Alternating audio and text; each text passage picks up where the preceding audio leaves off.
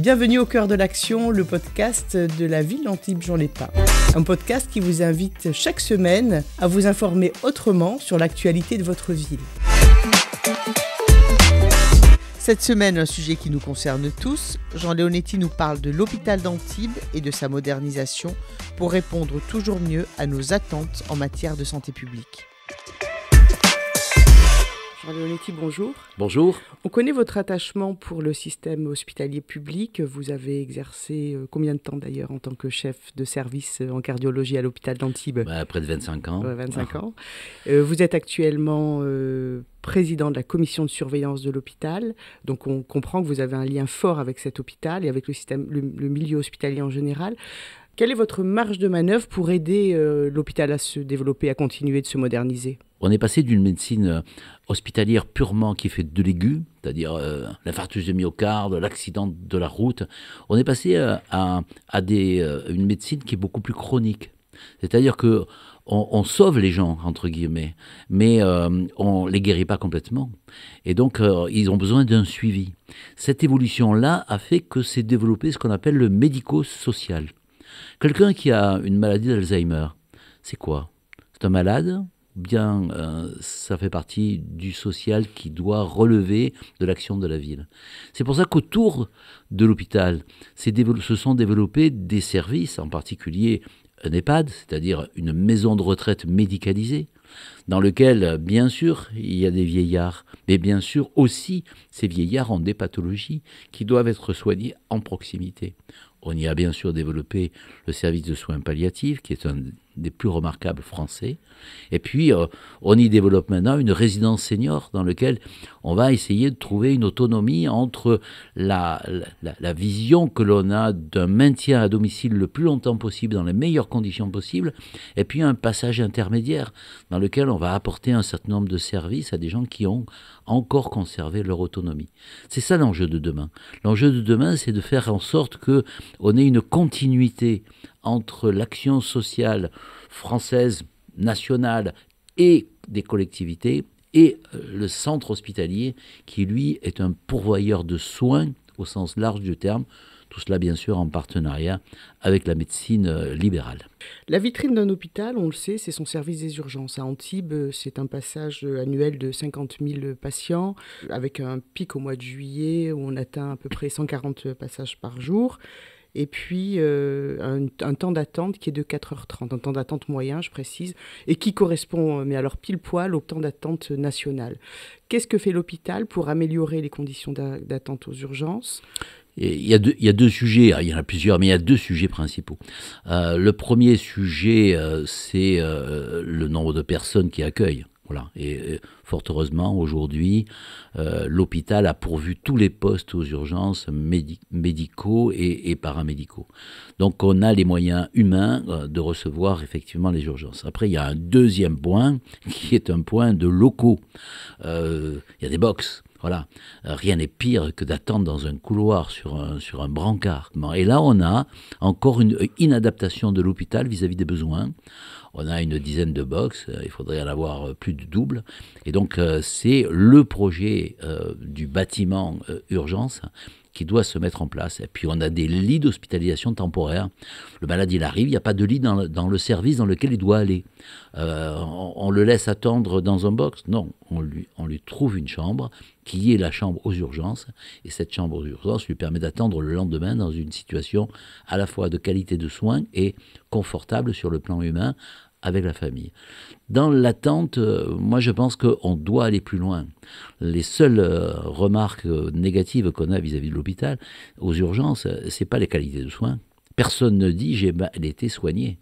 Mais on dit on m'a pas parlé, on n'est pas venu tout de suite, j'ai attendu longtemps, voilà. Alors bien sûr, il y a les attentes au scanner, on a la chance d'avoir un nouveau scanner qui va arriver, qui va être dédié uniquement aux urgences et qui va accélérer ce processus.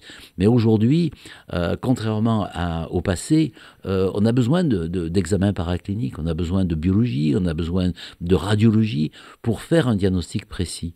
Et donc, l'encombrement, il est quelquefois aux urgences parce que ces services-là peuvent être encombrés. assurée. Donc je pense que là aussi, on va avoir une meilleure efficacité. Mais les locaux, c'est un enjeu majeur. Et vous parliez tout à l'heure, qu'est-ce que peuvent faire les collectivités territoriales pour un hôpital? Moi, je pense qu'on doit aussi cofinancer une situation. Les urgences d'un hôpital, c'est aussi le problème d'une ville. Vous parliez d'un nouveau scanner qui va arriver sur l'hôpital. Ça va porter le nombre d'équipements à 3 scanners et 2 IRM pour un hôpital de la taille d'Antibes, qui est un hôpital considéré comme moyen pour un hôpital français. C'est un équipement plutôt bien fourni. Ça va être au bon niveau, voilà. L'hôpital d'Antibes, comme l'hôpital de Cannes, est un hôpital qui n'est pas hospitalo-universitaire, mais qui est catégorie 2. Il n'y a pratiquement que ces 2 hôpitaux dans les Alpes-Maritimes qui ont ce niveau-là. Donc, effectivement, il faut qu'ils soient dotés, comme on vient de le dire, d'équipements qui permettent un diagnostic précis. Voilà, aujourd'hui, personne n'envisage quelqu'un qui a brutalement un trouble du langage ou quoi que ce soit, qu'on lui fasse pas un scanner cérébral. C'est impensable. C'est le niveau de la qualité de soins que l'on doit fournir à tout Français.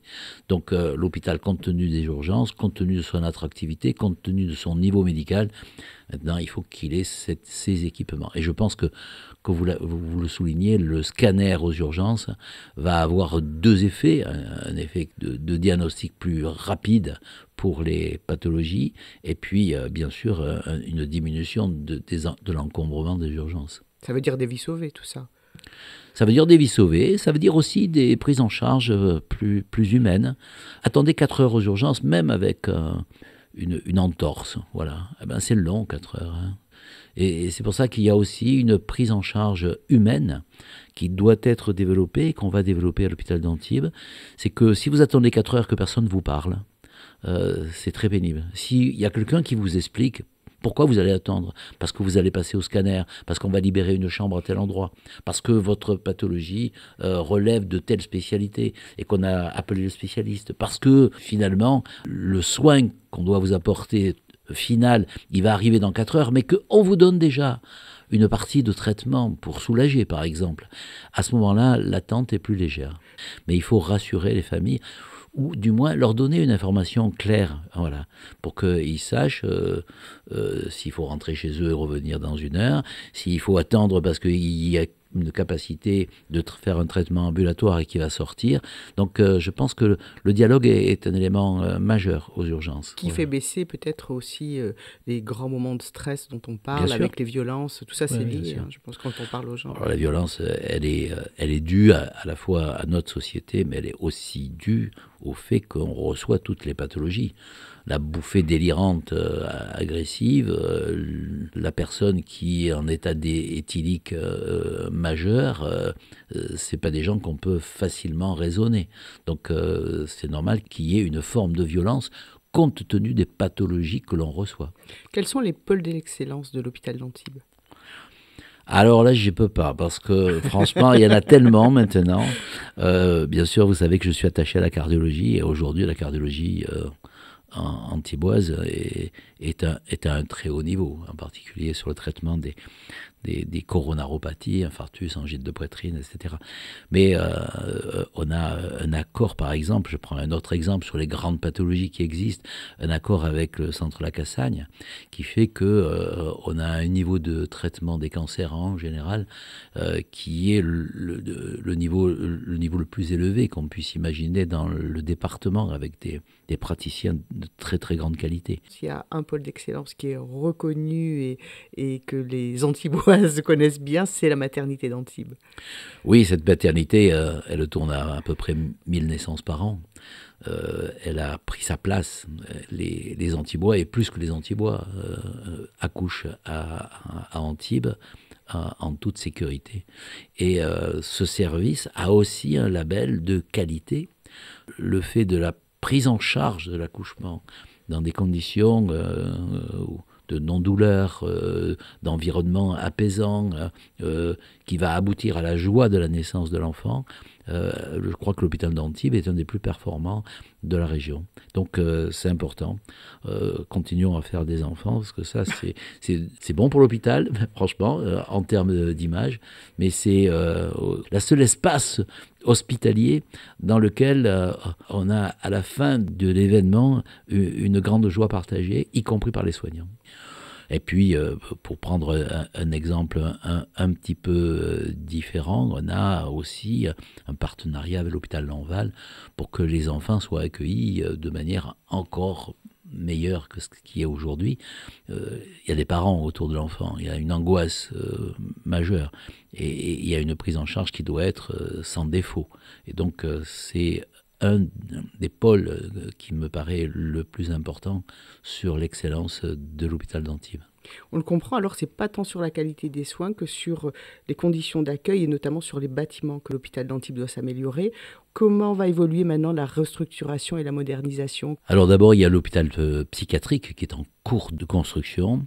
La psychiatrie, ça fait partie de la médecine. Voilà. Et la psychiatrie, aujourd'hui, elle doit être prise en charge parce que la pathologie mentale est un des grands enjeux de la médecine de demain. Les mécanismes sont mieux connus, les traitements sont plus performants, la prise en charge psychiatrique est sortie définitivement de la période asilaire. Et on sait bien que toute personne a cette fragilité qui peut faire qu'il peut avoir besoin à un moment donné de la psychiatrie. Donc refaire les bâtiments, les rendre plus humains, faire en sorte qu'à la fois on ait la sécurité et en même temps qu'on ait la capacité de prendre en charge de la façon la plus douce et plus humaine la pathologie psychiatrique, c'est un enjeu majeur. Mais les deux autres enjeux, c'est que nos blocs opératoires sont saturés, ça veut dire qu'on a des bons chirurgiens et que ces bons chirurgiens, notre pôle d'excellence, sont en capacité de fournir une activité importante, surtout une activité ambulatoire, parce que maintenant la chirurgie se fait de manière ambulatoire. Je crois que c'est 50% de l'activité. 50%. Mais ça peut monter encore. On doit arriver à 70% d'activité. Aujourd'hui, vous faites opérer d'une hernie, vous rentrez le matin, vous sortez l'après-midi. Vous faites opérer d'une cataracte, vous rentrez le matin, vous sortez l'après-midi. Je vais me faire l'avocat du diable, mais certains pensent qu'en fait c'est une façon de libérer les lits d'hôpital aussi. Aussi, mais c'est une performance qui bénéficie à tout le monde. On croit toujours que dans les hôpitaux, quand je suis plus efficace, je coûte plus cher. Non, quand je suis plus efficace, je coûte moins cher. C'est ça qu'il faut se mettre dans la tête. Et un malade qui est traité pour une hernie, qui rentre le matin et qui sort l'après-midi, c'est bon pour lui et c'est bon pour notre politique de santé financière. Historiquement, l'hôpital d'Antibes est très actif en matière de dons d'organes. Je crois qu'il y a une centaine de greffes de cornée qui se font chaque année. Quelle est la procédure aujourd'hui pour les personnes qui voudraient faire don? Alors d'abord, vous avez raison de souligner que grâce à Éric Duplay, la greffe de cornée, c'est à Antibes que ça se fait. Voilà. Et que la greffe de cornée, c'est on enlève la cornée d'une personne qui est décédée et ça permet à des gens de retrouver la vue. C'est pas rien. Voilà. Mais au-delà, le don d'organes, c'est quelque chose qui est présumé positif. Qu'est-ce que ça veut dire? Ça veut dire que, a priori, si demain je meurs, mes organes peuvent être prélevés pour faire vivre quelqu'un d'autre. Même si je n'ai pas fait de déclaration préalable? Non, bien sûr. Je suis présumé consentant. Si je ne veux pas que ça se passe, il faut que j'écrive et que l'on me mette sur le fichier central qui dit, qu'on peut consulter, et qui dit cette personne ne veut pas que ses organes soient transmis. Parce que la procédure, c'est le consentement présumé, mais c'est aussi un dialogue avec la famille. Et ce dialogue, malheureusement, encore en France, beaucoup de gens frappés par le chagrin et la douleur disent non. Voilà. C'est pour ça que c'est bien d'en parler. Bon, bien sûr, ça enlève pas le chagrin, ça supprime pas le deuil, mais ça dit, la vie continue, et il continue à donner la vie. Et donc je pense que cette façon de continuer à donner la vie au-delà de la vie, c'est un beau sujet pour la greffe d'organes. Avec les défis de la médecine, le vieillissement de la population, comment vous voyez l'évolution du système de santé public ? Le côté positif, c'est le côté médical, et le côté négatif, c'est le côté comptable. Le côté positif, c'est de se dire la médecine est de plus en plus performante. Regardez par exemple, je vais prendre un exemple très précis, la chimiothérapie. Ces traitements médicaux que l'on fait dans le cadre d'un cancer. Avant, ce traitement était standardisé, maintenant il est sophistiqué et personnalisé. En fonction de votre génétique, en fonction de votre réactivité et aidé par l'intelligence artificielle, vous allez avoir un traitement directement adapté à votre cas. Et ça modifie considérablement les résultats. Sauf que dans ces conditions-là, on voit bien qu'il y a un coût qui augmente. Et donc le vrai défi, c'est une réforme structurelle. La première réforme, c'est de se dire qu'effectivement, la médecine va être de plus en plus performante et elle va être coûteuse. Le deuxième, c'est de garder cette idée de la solidarité et de la gratuité de la médecine, en particulier sur les pathologies lourdes. Et puis le troisième, c'est de se dire que notre système est un peu archaïque, on l'a dit tout à l'heure, il est hospitalo-centré, tout se fait à l'hôpital, et on n'arrive pas à avoir une fluidité du parcours de soins. Parallèlement, il y a deux éléments. Il y a l'intelligence artificielle et le numérique, qui vient apporter son concours. Et puis de l'autre côté, vous avez un personnel de soins infirmiers qui a élevé considérablement son niveau de compétence. Pour le premier, c'est pas compliqué, c'est qu'on se rend bien compte que demain, une radio va être en grande partie interprétée par l'intelligence artificielle, avec un degré d'erreur qui va être inférieur au degré d'erreur que peut faire un radiologue et même plusieurs radiologues. Il faut l'accepter, ça ne veut pas dire qu'on va faire disparaître les radiologues, ça veut dire que leur métier va changer et qu'ils vont avoir plus de temps pour le malade, peut-être plus de temps pour des interventions d'infiltration, de traitements particuliers. C'est aussi vrai pour la biologie. Aujourd'hui, la biologie, en 20 minutes, vous avez un résultat complet de votre bilan biologique, ce qui n'existait pas avant. Donc cette performance-là, elle est rentable, entre guillemets. Le deuxième élément, c'est que les médecins font, à mes yeux, voilà, je prends la responsabilité de le dire, encore des activités de soins qui ne correspondent pas à leurs études. Il y a des exemples qui sont troublants. Aux États-Unis, l'endoscopie, par exemple. L'endoscopie, ils ont fait des tests avec une infirmière qui fait, ou un infirmier qui fait que ça. Et bien, au bout d'un moment, la technicité fait que sur un problème très particulier, la répétition de l'acte améliore considérablement l'efficacité de l'acte. Et donc, dans certaines cliniques, l'infirmier est plus performant dans l'endoscopie que le gastro-entérologue. Donc, n'ayons pas peur de nous ouvrir, ne soyons pas corporatistes en disant ça c'est médical, ça ne doit pas être fait par un infirmier. Aujourd'hui, il y a déjà des avancées qui sont faites dans ce domaine, avec des infirmiers sur des techniques avancées. Il faut qu'on continue dans ce sens. Les deux éléments qui vont nous permettre de sauver la médecine française, c'est l'évolution du personnel infirmier et c'est l'intelligence artificielle. Merci Jean Leonetti. Merci à vous. Au cœur de l'action, c'est un podcast d'Antibes Jean Lépin, à la technique Jean-François Diaz, au micro Florence Bellon, et nous on vous donne rendez-vous la semaine prochaine.